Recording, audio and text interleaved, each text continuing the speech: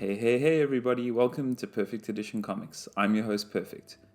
First of all, the rules of the game. So the first rule is I've read all of these in 2020, but not necessarily all of these are published in 2020. Then I'm going to give you 3 honorable mentions and then get into the top 5, which means actually you get a top 8, which is more than you expected, so thanks, no thanks, enjoy it anyway. Lastly, this is a mixture of collected editions, no single issues here, but it will cover a wide spectrum of books from European to Western comics all the way through to manga, so hopefully you'll find something you enjoy. Alrighty, let's do this thing. My first honorable mention is Star Wars Legacy, and this is actually the second epic collection, which reprints all of the Dark Horse material from around a decade ago. There's 3 of these epics, as I said, containing around 50 issues, and the story here is based 150 years after Return of the Jedi and features Cade Skywalker, who is not your typical Skywalker. He's a bounty hunter, he's a thief, he's a bit of a rogue. That's all I'm going to give you, but this is one of the best Star Wars books that you haven't read. Next, we've got The Complete Red Sonja by Gail Simone. This is a big, oversized edition from Dynamite Comics, and this contains all of the run from Gail Simone.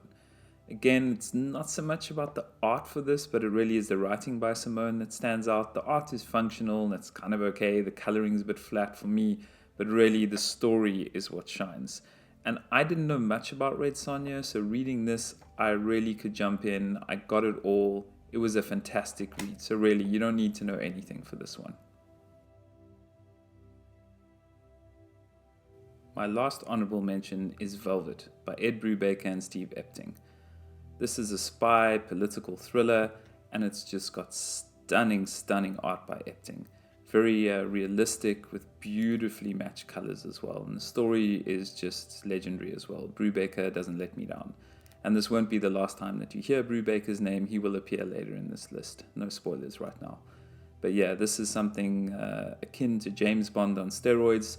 So if that's your thing, then I would definitely take a look at Velvet. Doesn't just come in these 3 trades, also comes in one single hardcover version as well.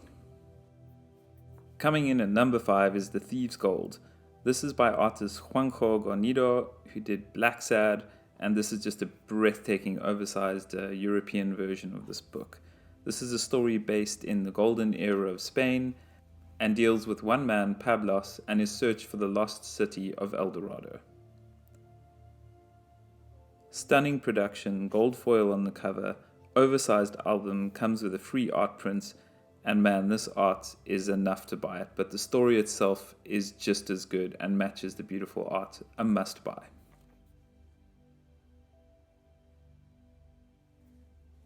At number 4, we have another European album, and this is Undertaker, the first book. I've already featured this on my channel, so you can hunt down that video. It's a recommended watch for sure. This is in the Western genre and has beautiful line work and beautiful art by Rolf Meyer with a matching story by Xavier Dorisson. Really, for me, there aren't enough Western comics, and this is one of the great modern Westerns. Highly recommended at number 4. At number 3, we have the first book from the big 2, and this is the Black Label edition of Harleen by Stepan Šejić. Of course, I probably said his name wrong, but hey, I wouldn't be the first, and I definitely won't be the last. This has a beautiful production quality, oversized art in an even bigger size than a normal OHC.